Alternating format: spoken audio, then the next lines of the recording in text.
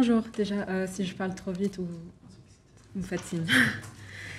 Donc, je suis là pour vous raconter un peu comment la guerre mène à une militarisation sur nos frontières, contre nos communautés, et en fait plus que nos frontières aussi, au-delà de nos communautés au sein de l'Union européenne. Donc, l'année dernière, on a vu 2 histoires en même temps et concernant des victimes de la guerre. On connaît bien la première, c'était une incroyable histoire de solidarité et de volonté politique. Lorsque l'Ukraine a été envahie par la Russie, les dirigeants européens se sont unis triomphalement pour nous dire qu'il était de notre devoir d'accueillir autant de réfugiés ukrainiens que possible. Et c'était vrai. Et c'est ainsi que plus que 8 millions de réfugiés ukrainiens ont obtenu, à juste titre, des droits immédiats. Permis de séjour, accès à l'emploi, au logement, accès aux hôpitaux, accès à l'éducation. Tout ça grâce à la Temporary Protection Directive, qui a été instrumentalisée pour la première fois pour accueillir des réfugiés ukrainiens. C'était du jamais vu. Une Europe aux ressources illimitées, aux capacités illimitées et à la compassion illimitée à l'égard de victimes de la guerre. En tant que femme racisée qui a vu des Africains, des Arabes et des Asiatiques se noyer dans la Méditerranée au cours des dernières 10 années, j'étais stupéfaite. Et le soulagement que j'ai ressenti pour les réfugiés ukrainiens était teinté de tristesse. Parce que la deuxième histoire était moins entendue mais plus habituelle. Au cours de l'année, 2000 personnes fuyant la guerre en Afrique et en Asie occidentale se sont noyées en mer en tentant de demander l'asile en Europe. Et les dirigeants européens, ils se sont disputés sur le manque de ressources, le manque d'espace ou le manque de responsabilité.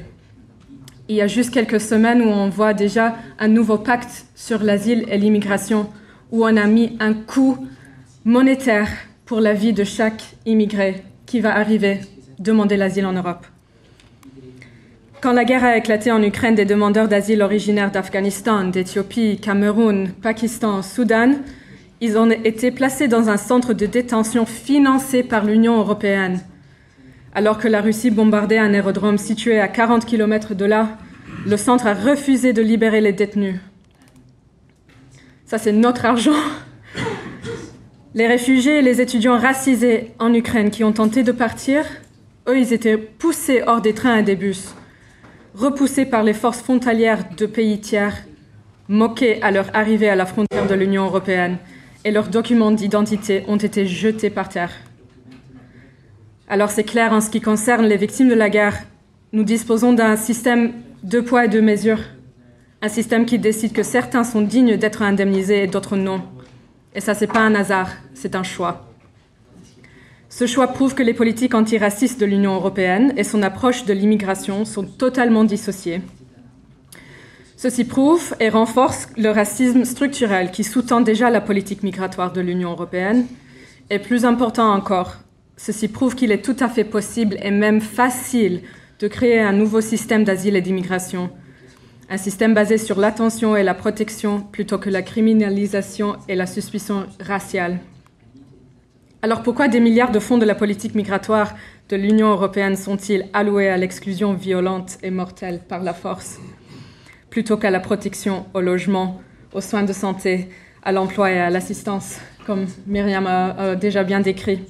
C'est encore un choix politique aux intérêts des lobbyistes de l'armement. Ces lobbyistes ne sont pas là pour dire à nos gouvernements que la sécurité est synonyme de logement, de salaire décent ou de respect des droits fondamentaux. Ils sont là pour vendre des armes.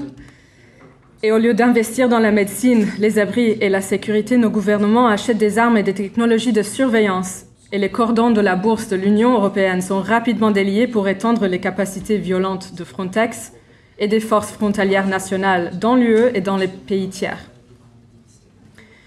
Lorsque la guerre s'est intensifiée en Ukraine, l'Union a augmenté le financement des agents frontaliers et les équipements de surveillance aérienne, en particulièrement en Estonie, Roumanie et en Slovaquie.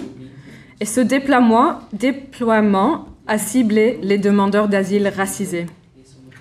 Frontex, responsable des violations systématiques des droits de l'homme, a également profité de la guerre pour étendre sa zone opérationnelle au-delà des frontières de l'Union jusqu'en Moldavie et au-delà de la Libye.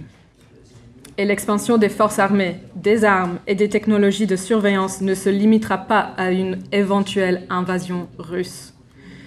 Ils sont déjà utilisés pour des opérations violentes de sécurisation des frontières, et ce sont les réfugiés racisés fuyant tous les conflits qui en souffrent le plus. Éventuellement, cette militarisation des forces de l'ordre sera portée par les personnes racisées au sein de l'Union, n'importe leur statut migratoire ou leur nationalité. Parce qu'en temps de guerre et d'incertitude, les droits des personnes racisées sont les premiers à être abandonnés. L'argent et l'équipement américains utilisés pour des guerres sans fin ont finalement été transférés aux forces de police locales. Le poids de cette militarisation des forces de l'ordre a inévitablement été porté par les personnes racisées et en Europe, pendant le Covid-19, le renforcement de la surveillance des frontières et de la présence policière forte au sein des communautés locales a eu le même effet. Les propositions donc visant à simplifier les transferts intra-Union de composants d'armes et à assouplir les restrictions sur les exportations de systèmes d'armes vers les pays non membres de l'Union ne créeront pas seulement davantage d'exportation d'armes et d'équipements de sécurité aux frontières, mais financeront également des conflits dans le sud de la planète, entraînant le déplacement d'un plus grand nombre de personnes. La militarisation n'est donc pas la solution. L'escalade n'est pas la solution. À Equinox, nous exigeons une protection juridique complète pour les migrants contre leur discrimination, ça veut dire n'importe leur statut migratoire ou leur nationalité. On demande l'affectation de l'argent de contribuables aux besoins des personnes en déplacement plutôt qu'aux auteurs de violences structurelles. Ça veut dire une vraie réorientation des politiques de la criminalisation raciale vers la sécurité, la protection et la justice. On entend souvent que la défense et les autorités, les forces de l'ordre sont la compétence des membres États. Mais on voit très bien qu'en même temps, il y a toujours de l'argent pour la sécurité et la défense de l'Union européenne.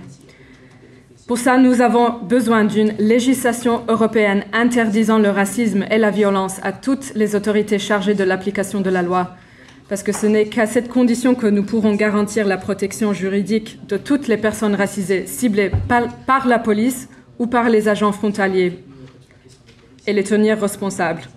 Ce n'est qu'alors que nous pourrons commencer à réinvestir dans les personnes plutôt que la police. Et la réponse de l'Union à l'invasion de l'Ukraine est la preuve que nous pouvons changer. Merci.